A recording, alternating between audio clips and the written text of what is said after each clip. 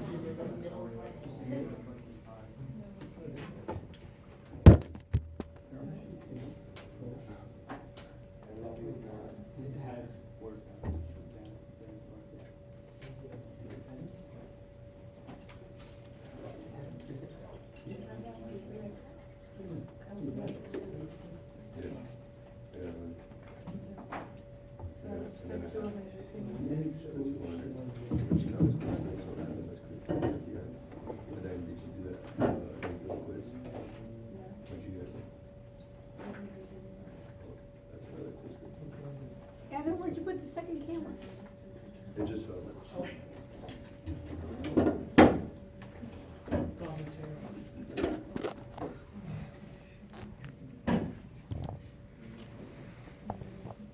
Is it broadcast? Yeah, can you? So what happened? There you go. Evan, why don't you look at it? What are you doing? You putting it on the chair? I know it's skinny though.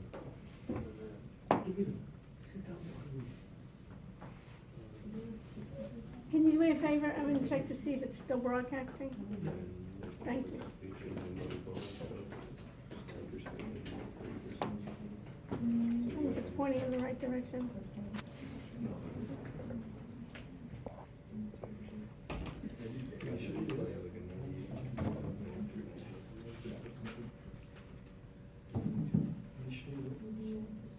There we go.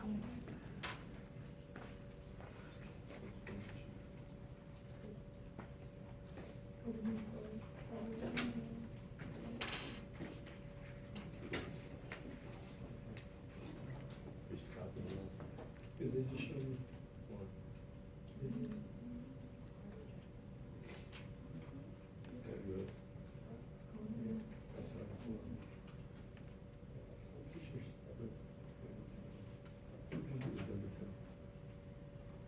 Beautiful quality.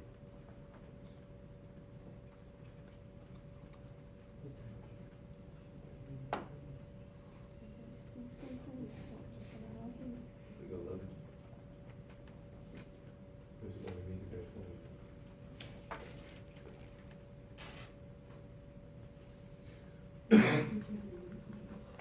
Sorry? You're just on the- maybe it's in the focus.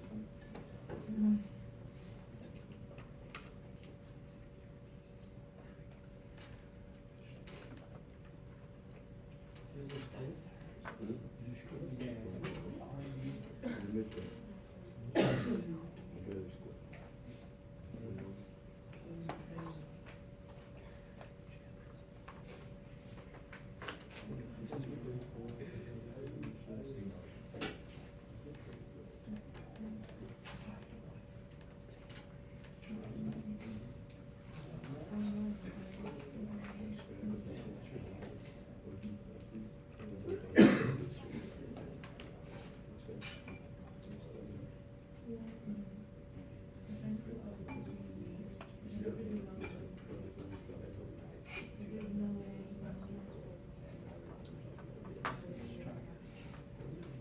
For me.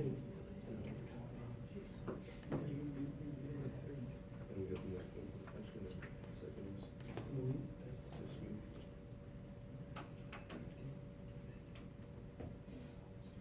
Maybe we'll go for the other one, so. Their best player, really. No. So, me too. This was like 30. It's like 16.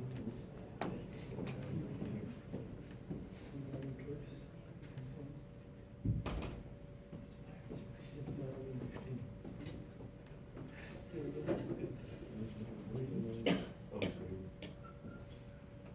Really, that's the maybe what a 3:35, we got 30. Everybody went to the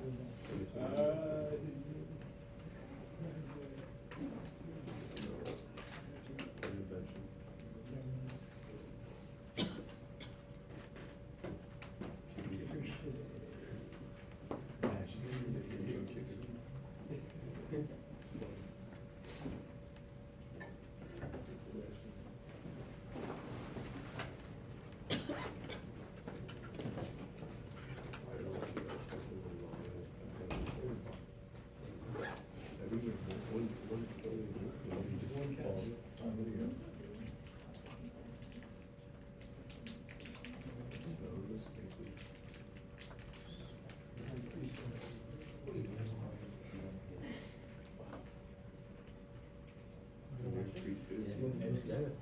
James won, 19 points.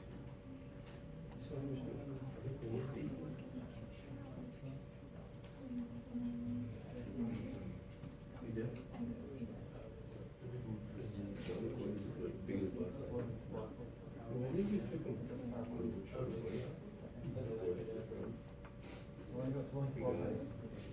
Odell and Craven. We got Craven.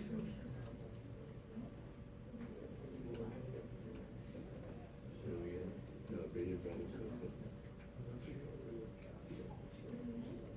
And again, you can't see from there.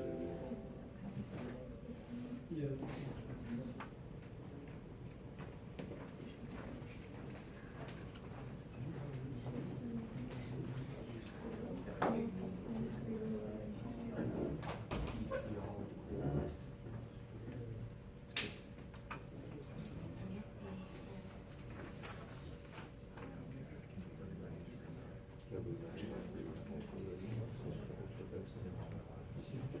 Of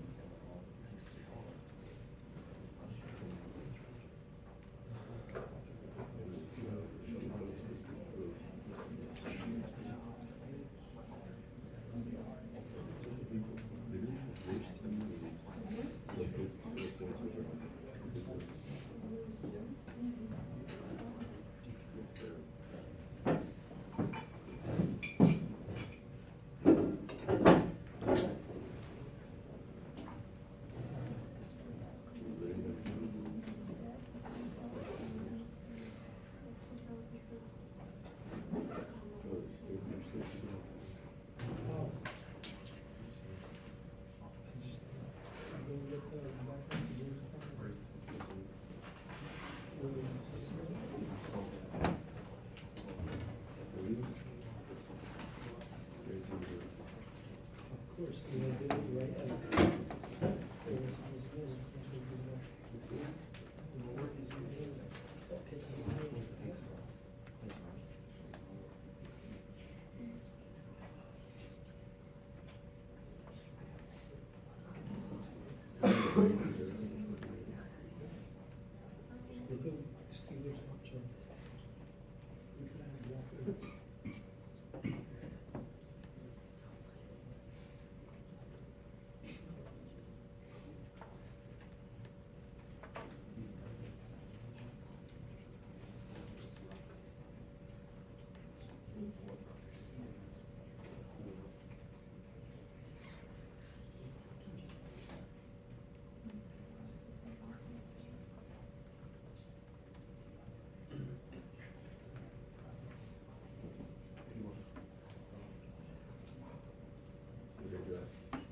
Did you get it?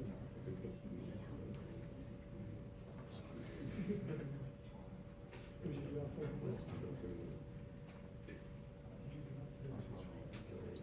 Okay, folks, welcome back.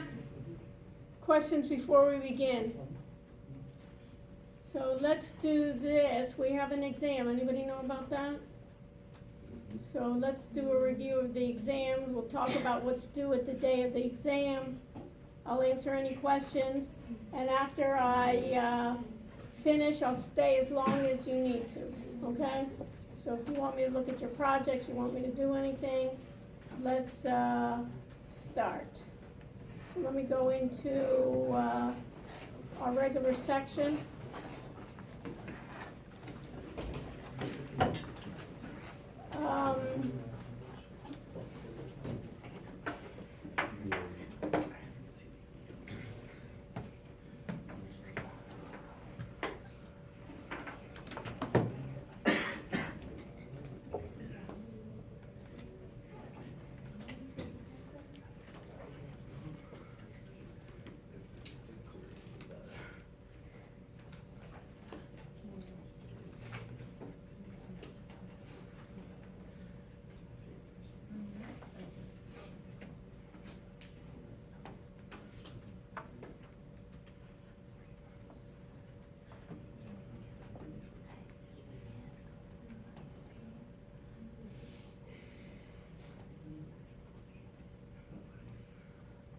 This.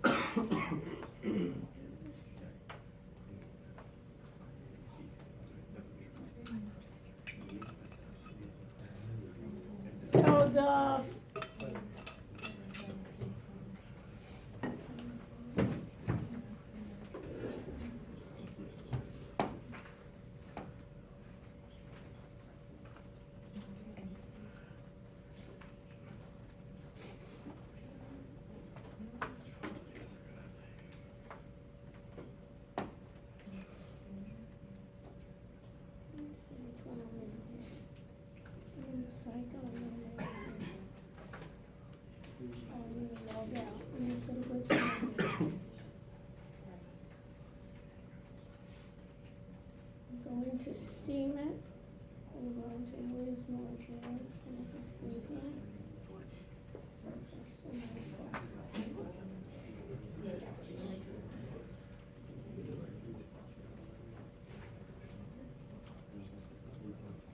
Okay, perfect.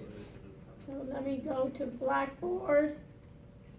So the exam is on December 12th, 5 p.m. in this room. Two things that I need to make sure that you understand is by the time of the exam, your final project, all your homeworks, everything needs to be up in your project. Would it be a good idea to, I gave everybody feedback. If you made those corrections, you can put that in the folder with a note of what you've added since the last time I saw it. I also am requiring what I call a peer review. Put this in your notes.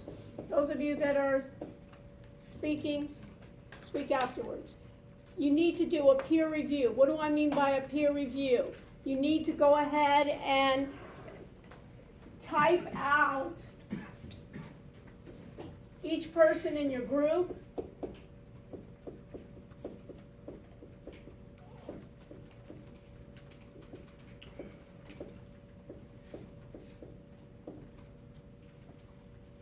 And next to each person in your group, you can start with yourself.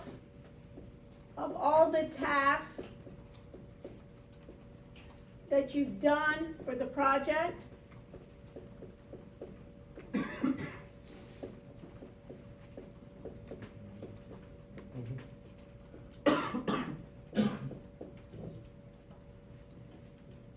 and then give yourself a grade from 0 to 100. I don't think any group really has 100 in here. So if anyone thinks about that, you can talk to me afterwards why you think your project and your grade should be 100. But it should be from 0 to 100. There usually should be, sometimes I get from groups, everybody got 100, and what do I know? What do you think? What do you think, AJ? If I get peer reviews and somebody gives everybody 100 in the group. Very good reviews. Huh? Very good reviews. What else? Any other ideas? Any other, Vanessa, what do you think? You were laughing. Oh, I just made a joke. Okay, I did too. So everybody got 100, right? I made a joke too. You didn't even understand that I made a joke. No, Okay. I made a joke about that.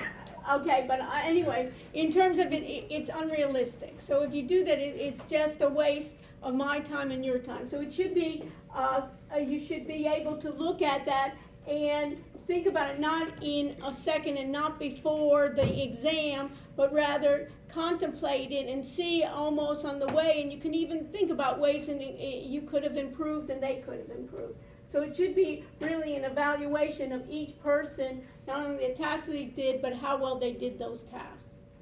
Go ahead, and I need that to be printed out on the day of the exam, and I need to be put in, you can either staple it together or put it in an envelope with your name on it, okay? So it will be confidential, and you'll hand that to me the time of the exam, before the exam. Everybody will hand in an evaluation. Everybody clear about that? Okay. That's number one. Number two,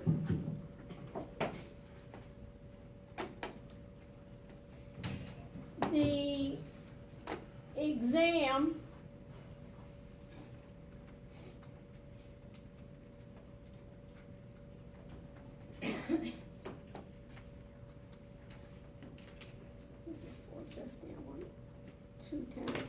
the exam then is 12/12, right? 2018. And if I go to your course document and I go under assignments, you can see the assignments here. It will cover again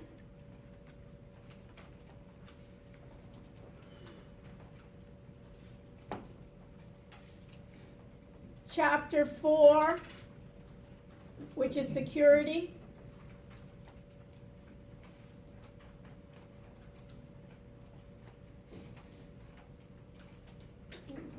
here. It will also cover chapter 5, which is data.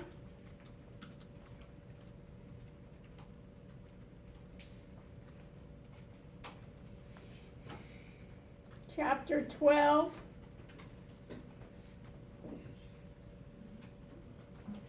which is business intelligence. Tech Guide 3, right, which is cloud. Tech Guide 4, which is AI.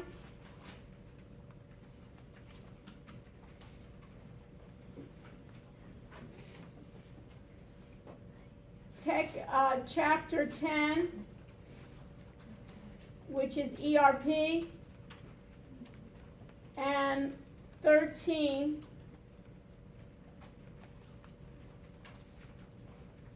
which is acquisition of systems.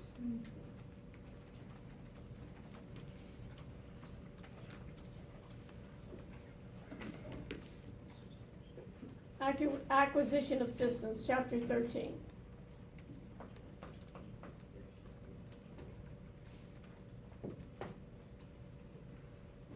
That'll be in terms of from the book.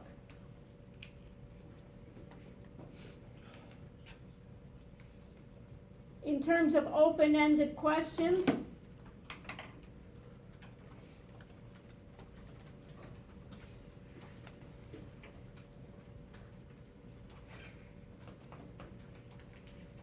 is on, one open-ended question could possibly be on ERP. What is it?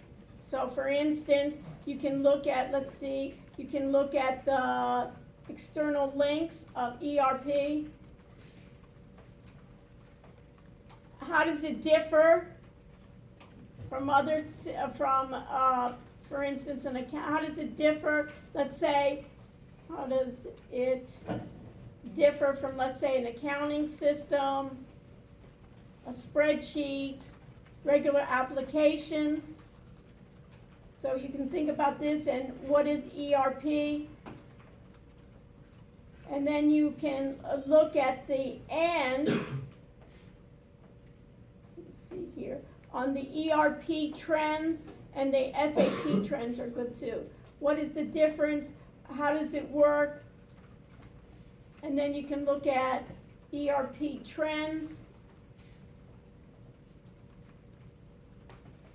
And one of the major vendors of ERP is SAP. So you can look also at the SAP trends.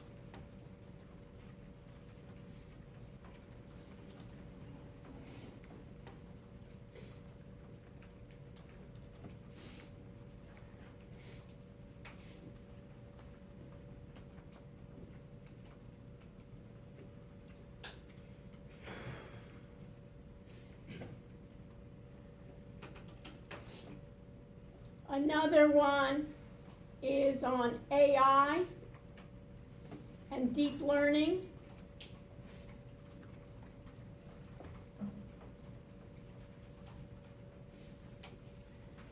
And AI and blockchain.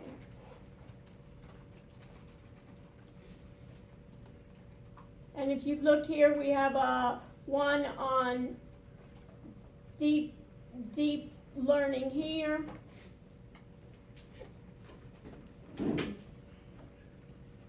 Amazing ways, for instance, Google uses deep learning.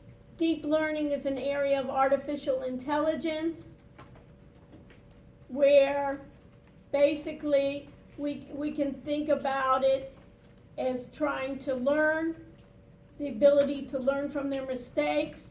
And deep learning then involves what we call artificial neural networks.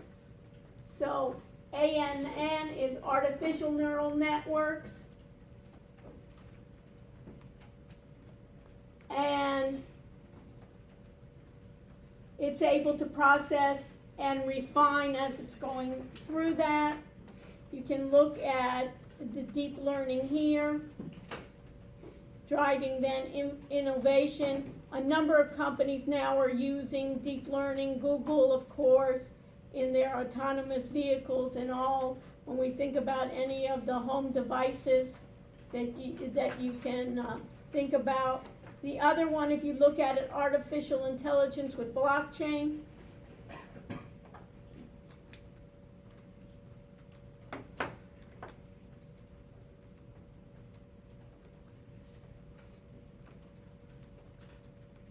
And combining AI and blockchain, you can look at these. When you look at the trends then of blockchain, basically in the IoTs and extorting that, and how they're using it in terms of working together. Let's see if this one works at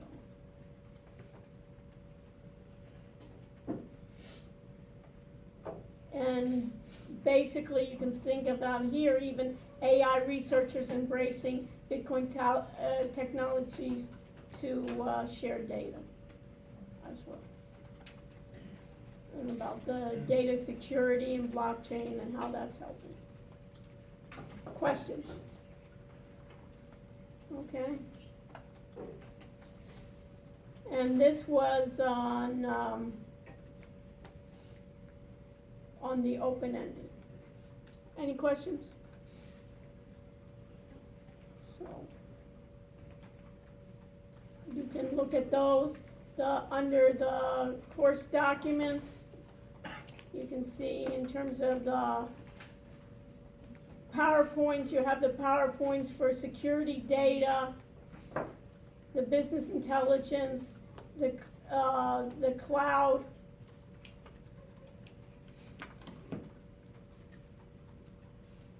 What are the major vendors of the cloud, for instance? Everybody hear what I'm asking? What did I just ask for? The major vendors of the cloud. Right, good. So what are they? If we were talking about cloud hosting, what are the major vendors of the cloud? Everybody's looking at me. AWS. AWS, Amazon Web Services, probably the leader, right? Who else? Oracle. Oracle has one. Who else? IBM. Google. Microsoft. Microsoft. What does Microsoft have? What's the name? Azure, right? One of the things, how many people have here Microsoft laptops here? Raise your hand. Look around, right? One, right? Greta was the only one, right? So what do you think? Now they've even seen that Microsoft stock has really risen. How's Apple been? It hasn't been good this year, right? Why has Microsoft done so well? You can see among this, it's not the buying of the laptops, right? It's not. How many people have a Microsoft phone? Raise your hand. Look around. How many? How many people have Microsoft phones here, Shannon? No one, zero. So it's not their phones that they missed out on. They missed out on the laptops, right? So how is their stock market doing so well? Yes. They're doing a lot with AI. They're doing a lot with AI, and what else? What else, Michael? Cloud. And The cloud. Basically the cloud computing. So if you looked at their cloud computing, and let's even type Azure, right? Cloud computing, cloud services, right? Azure cloud, right? We got the ads here, right, of Azure cloud, right? If I look at any of the cloud, right, it's a computing platform, and then they're saying here an overview, turn your ideas into design. So what do they have here? They're talking about a hybrid. Isn't it great now? You're going to be also excited. You can look at any of these ads and anybody that's telling you this, and what can you say? That you can make sense out of it. What does it mean, hybrid? What's a hybrid class?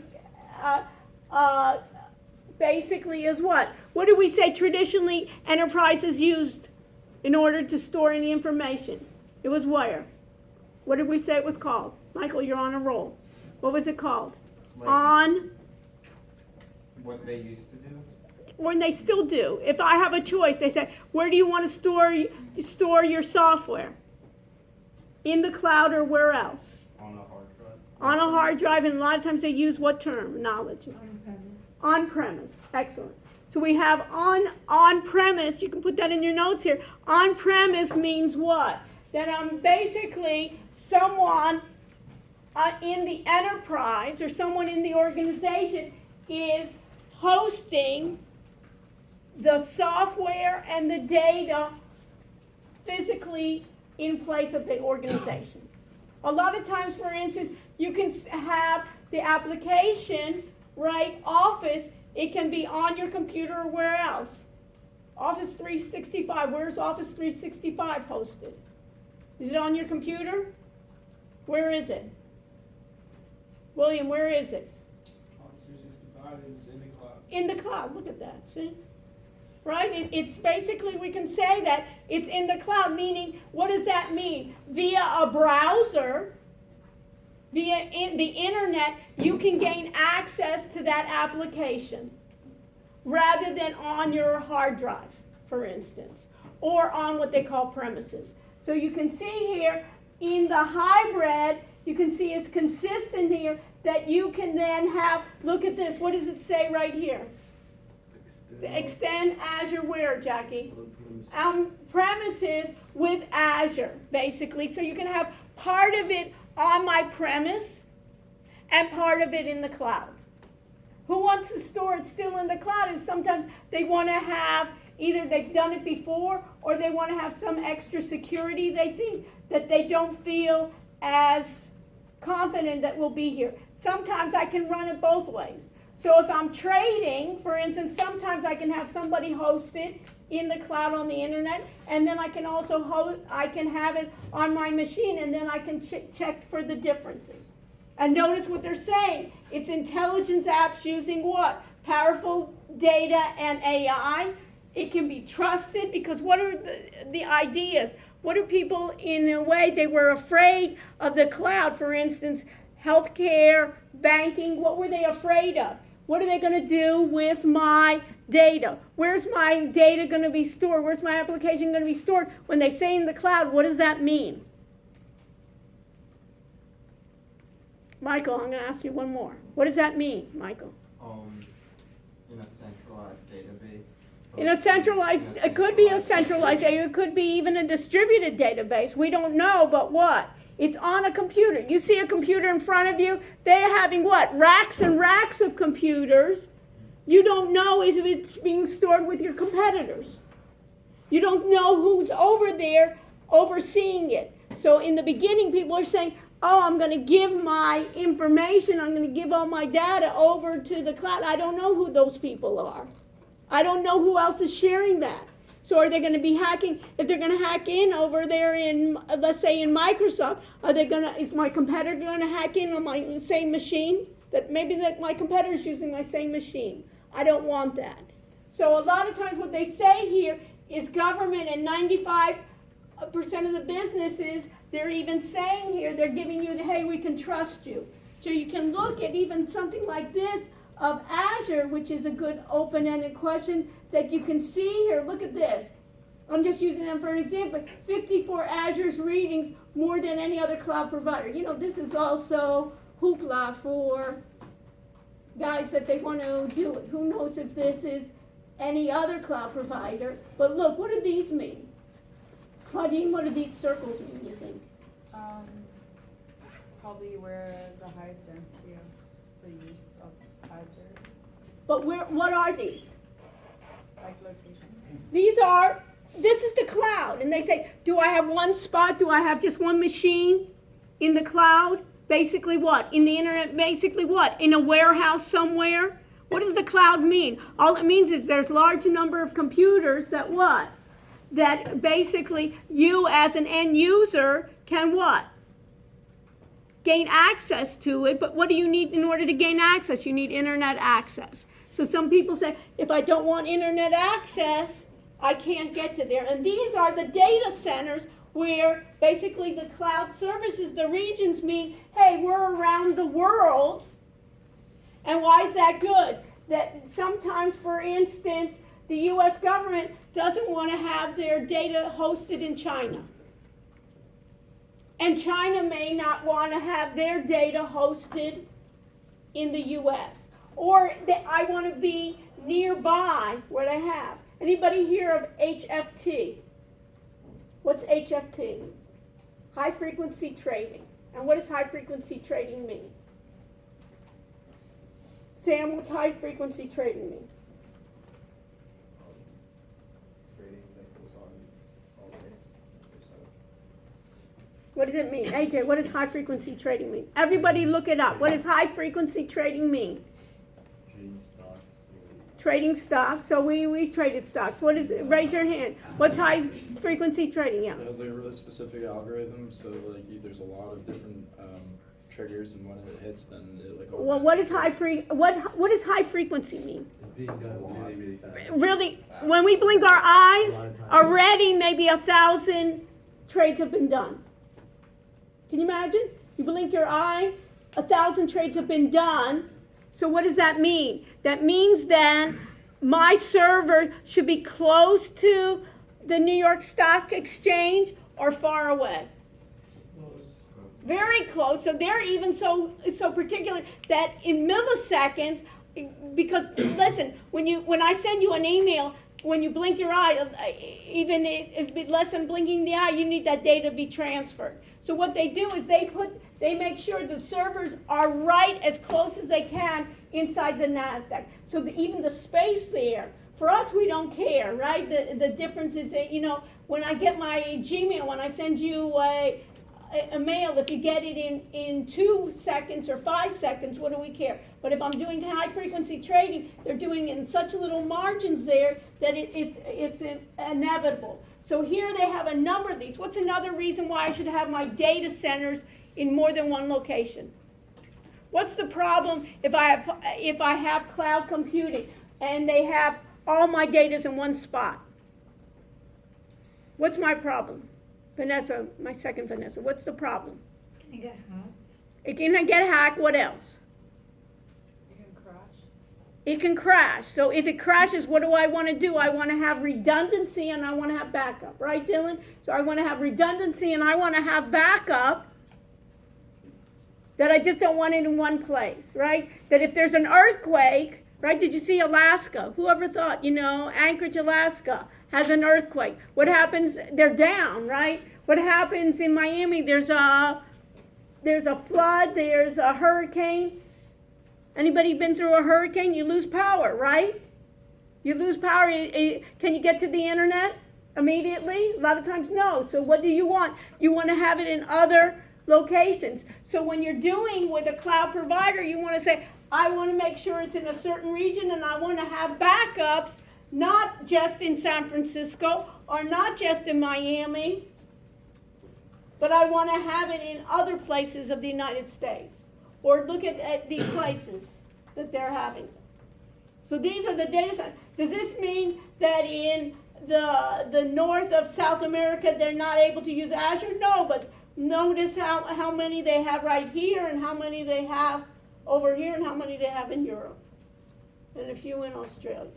So you can see those regions there when you need to think about it. So you need to know about what are advantages and what are disadvantages of cloud computing.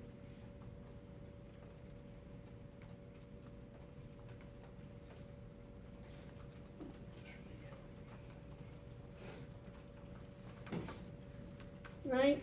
So you want to be able, when I'm looking at that, when I think about then infrastructure, I know that the infrastructure consists of what? Hardware, software, networks. We talked about databases already. We talked about IT services.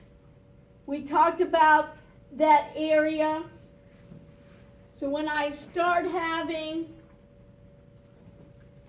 the cloud, what is the characteristics of that Cloud many times is what they call on-demand self-service. Put that in your notes then. On-demand self-service. What does that mean?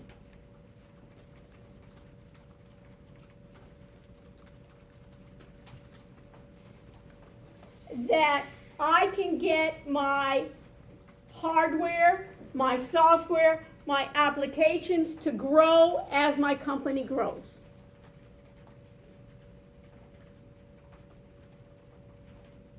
I do not need to upgrade my hardware. I do not need, in some cases, to update my software. That will be done by the cloud services that I provide. So if I'm a company that I plan to grow, what's the problem of buying hardware now for my needs now? Conchetta? What would be my problem now? If we decided to be a company, right, and I really think, in a year from now we're going to grow. So I think we're going to be doing really well. I think we should get maybe even 10,000 customers next year. Maybe you need like better hardware. Right, and if I buy my hardware now, but it's going to take me a year, what's the problem with buying it now? You don't know how much you're gonna grow. Don't know how much it's growing. And what about the prices of hardware? A year from now, are prices going up or down for the same equipment? Down, right? Are there going to be improvements? Probably the CPUs will probably get faster, maybe the drives will be faster, and basically then all the time I have to be switching equipment, or I'm going to have slow machines, right? And maybe it's going to be a cyclical business that around Christmas, that's really my hot spot. So what's the problem with that? I got a lot of growth here, and then let's say after March, I don't have a lot of demand. Can I shrink and grow at the same time? No, I'm not going to start taking out hard drives, right? I'm not going to be shutting down. So what can I do with the cloud? Is I can order as much as I need. Give me 2 servers, give me 3 servers, give me 4 servers. When I don't need it, I can retract.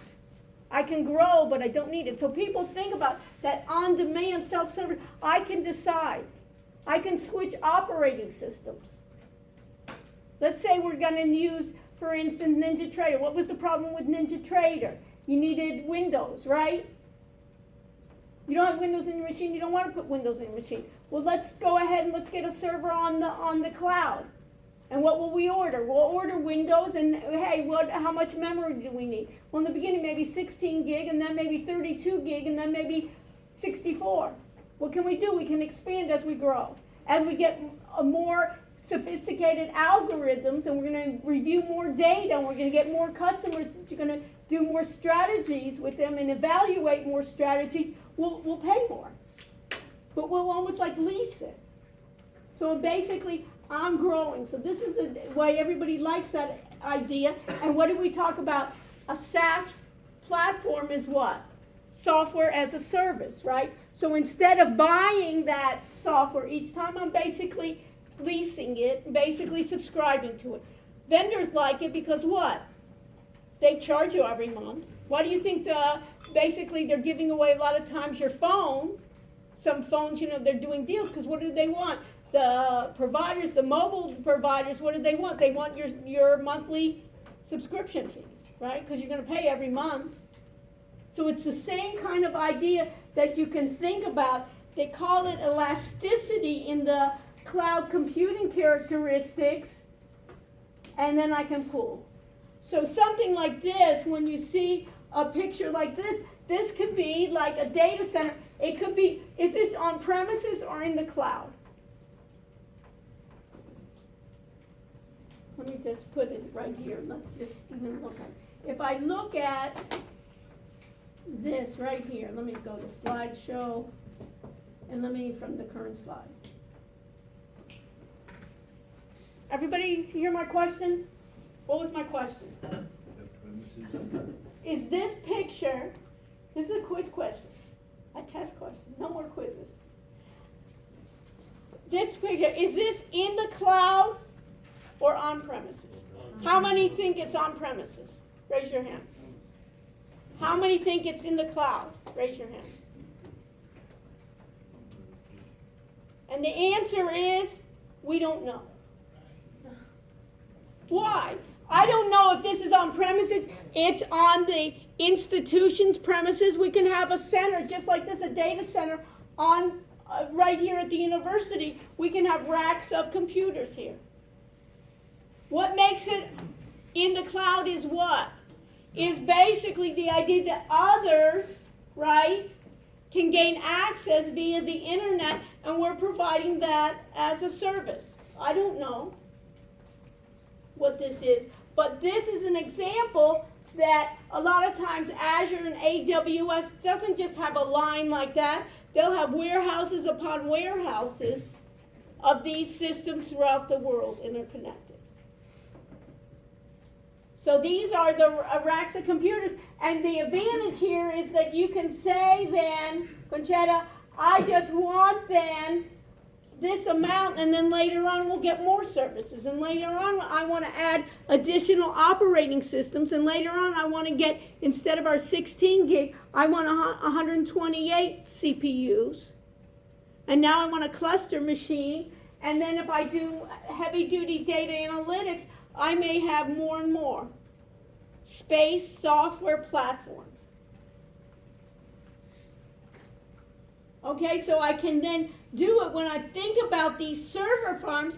I can think about these server farms that can speak with one another, can make those requests, that I can get those anywhere. So that's basically a network of where I have it. And basically what I can do then is just like we were talking about blockchain, I can have remember we talked about I can have a private blockchain, I can have a public blockchain, I can have a hybrid blockchain. Everybody remember that? The same thing with cloud.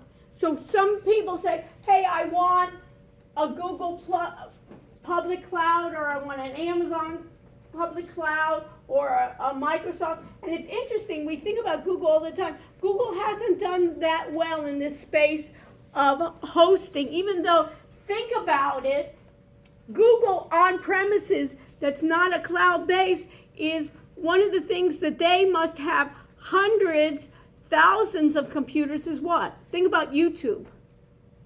How much does it cost to put up a YouTube video? Zero. And how many people put up videos? Millions, billions, right?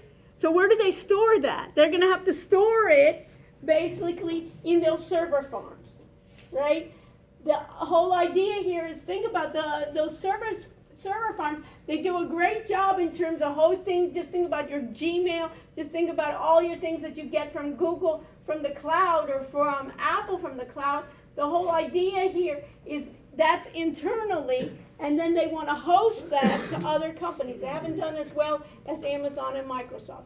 So this is the public. It doesn't mean that you don't have any passwords and you can't get to it. Public means that, in this case, they don't have as private a cloud as what you can get.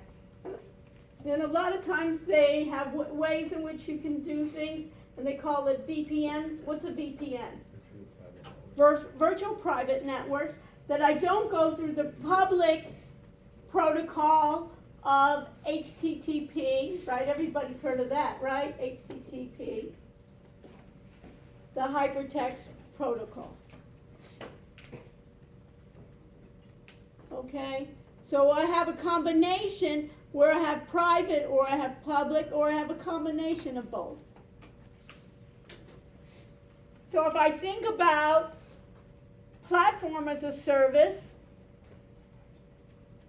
a lot of times I can think about operating systems. So you want Windows for my NinjaTrader? I'll do platform as a service. I don't have to bother with putting a virtual box here. I'll just run it in the cloud. Give me a Windows machine, virtual machine, and I want NinjaTrader to be installed on that.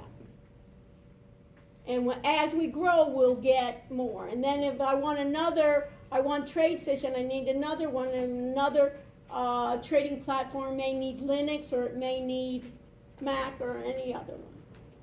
And software as a service. What's the advantage of software as a service rather than just software storing it on my machine?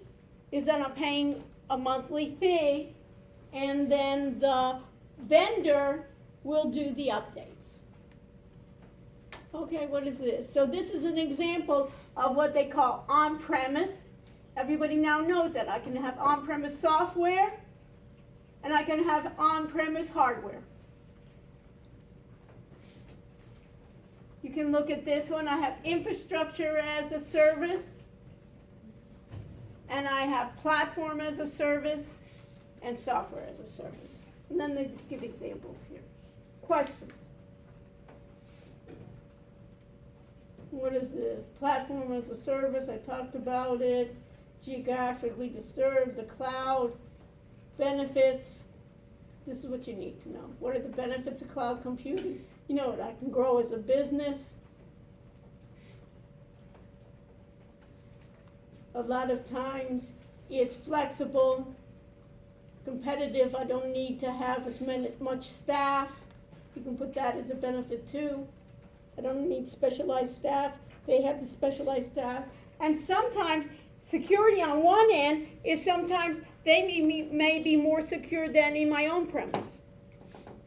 So think about it. Maybe in this case, Amazon and Microsoft have more security personnel than I do in a company.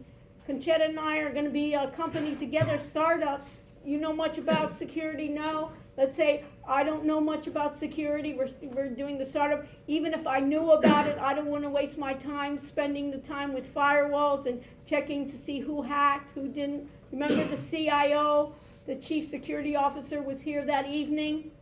She's supposed to have her team decide whether they're hacking into the systems and so forth. I don't want to worry about that. Let Microsoft worry about it, or someone else. I don't want our team there. So the more I can lay off to them, I can do that. So you can think about the benefits, right? Concerns, the risks.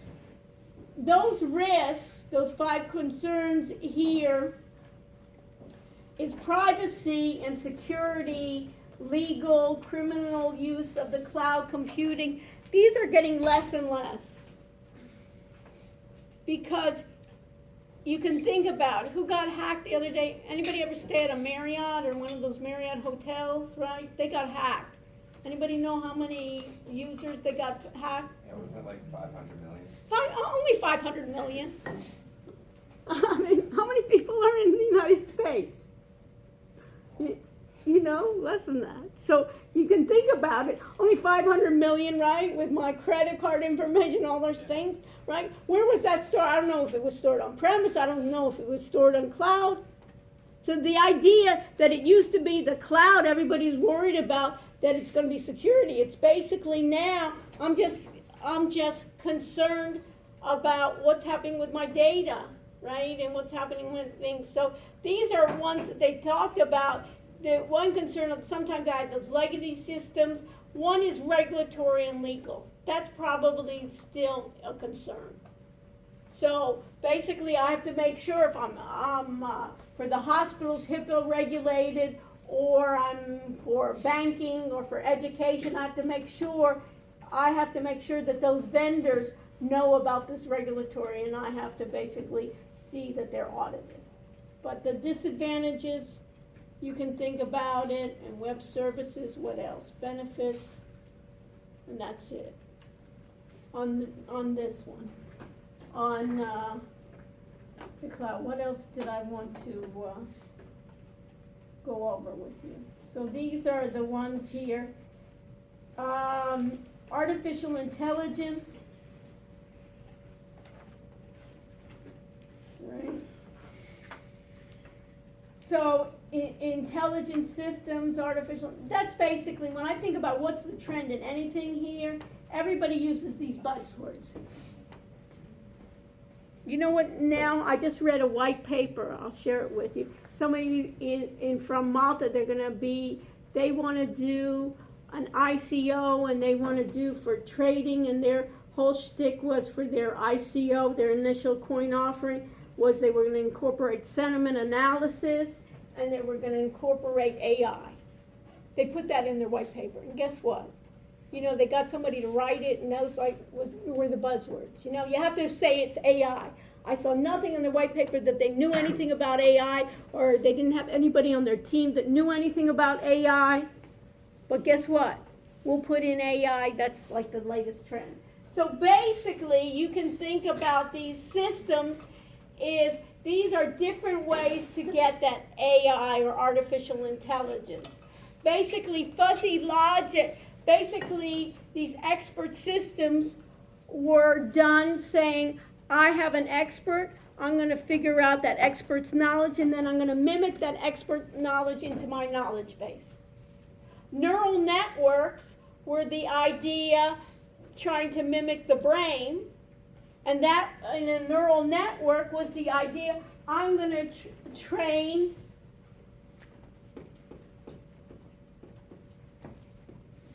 where I have testing, put this in your notes, I'm going to do testing, and I'm going to do sampling.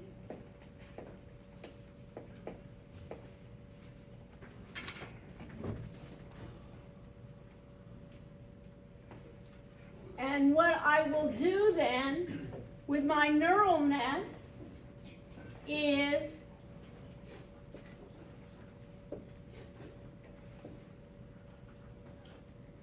have, for instance, I can divide it up. Let's say we want to do a neural net for fraud detection.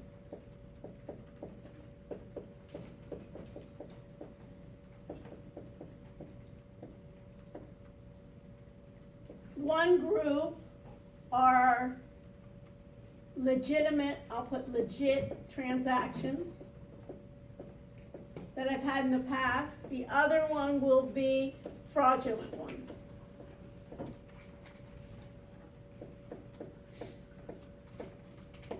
I want the computer algorithm to be able to differentiate between what are the patterns of legitimate transactions and what are the patterns of fraudulent transactions.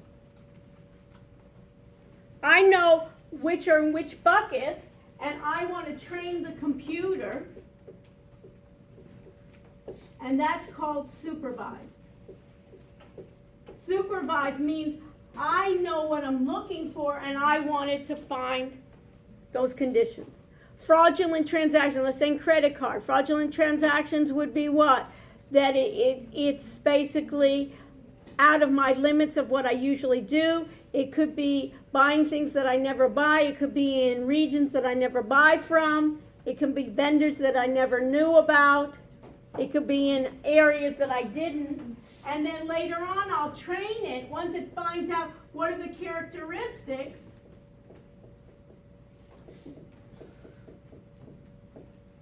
then what I'll do is I'll give it another spot where these are known. These are known. I'll look how well it detects, the computer detects it, and find what errors it makes. Once I know what errors it makes, I'll establish this trends and have it recompute again and again to reduce my errors. What my goal is to have the computer then reduce the errors in which it finds, for instance, fraud. Non-supervised, put it in your notes, non-supervised means I have a lot of data. I'm going to train the data to find patterns that I don't know about in advance. And it may say, you know what, your products are sold to people from females 20 to 25 living in the West Coast. Have you ever seen those recommendations? People buy. So it's going to find its own patterns. Okay, so the other one that you need to know, there's fuzzy logic. Fuzzy logic means it's just not on and off. Fuzzy logic is a way in which I just don't have a number, but rather I have something like dry, or fuzzy logic may be an area where I say tasty, not tasty. What does tasty mean? It may be a continuum, fuzzy logic.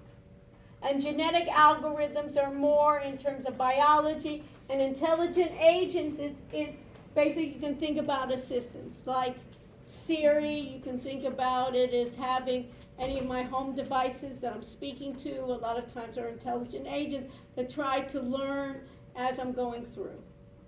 So this is about AI.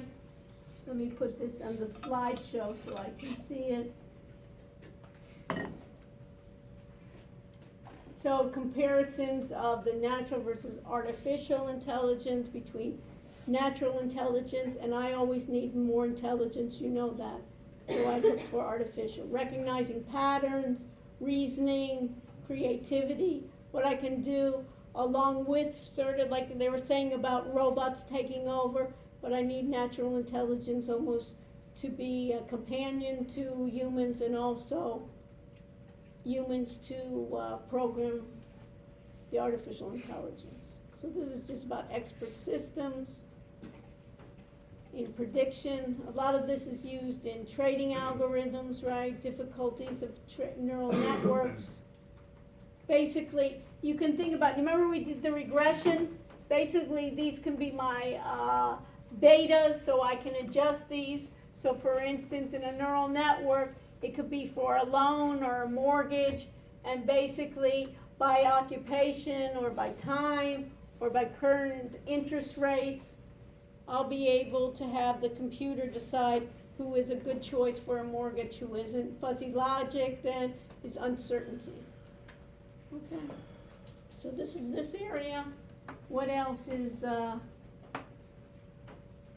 important for me to cover that I think is important?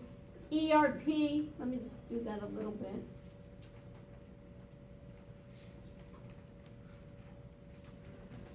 So what's unique about an ERP? Who can tell me? Claudine, what's unique about an ERP? How is ERP different from an Excel spreadsheet? How is ERP different from accounting?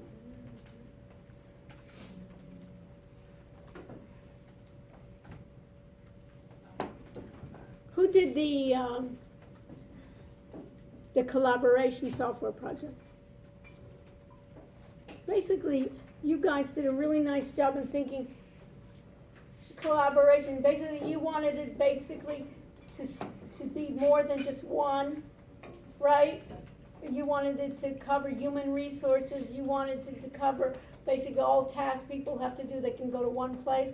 You can think about it is ERP is similar to that. ERP, you can think about enterprise resource planning. Traditionally, it's going to expand, is a place in which it will then function for many parts of an organization. So let me just go to the ERP system part. Functional areas. Basically, if you think about an information systems, information systems, what do we have traditionally? We have accounting, we have finance, we have marketing, we have information systems, we have human resources. It's almost, you can think about it as all departments in the School of Business, right? So what they try to do in ERP systems is combine all of those together. So basically, the enterprise basically is implementing those enterprise of putting accounting, finance, payroll, all of those things together in one system. So you remember Workday, we talked about it. It basically creates all those systems together. CRM is customer relationship, so it involves supply chain, it can involve business intelligence, it can involve customer relationship management, human resources. And so think about it as all applications and what's all departments being under one roof of ERP. And this is gonna be changing as well, that it's going to be more mobile, it's gonna be dashboards according to what you have. Okay, so that's the main approach for this. What else do I need to tell you? And the other one is chapter 13, which is how do you acquire systems? How do you make decisions on what to buy, what to implement, and to enable that? So if I go to slideshow from current slide, it's basically how do I acquire information system? Should I buy those, the traditional cycle? And traditionally, should I buy off the shelf or should I have somebody develop it for me? And those should I what should I have in terms of costs, in terms of my business approach? Software as a service, application service provider, we talked about it already. And traditional life cycles versus the traditional life cycle was too long, and what was important was that we're going to agile development. We want to improve the life cycle and we want to go quicker to market. And that's it. So everybody with me? And good thing I don't have to say goodbye. I get to see you on the 12th. Stay with me if you want me to look at anything you have. Otherwise, you can email me if you have different questions. Otherwise, you can stay what we need.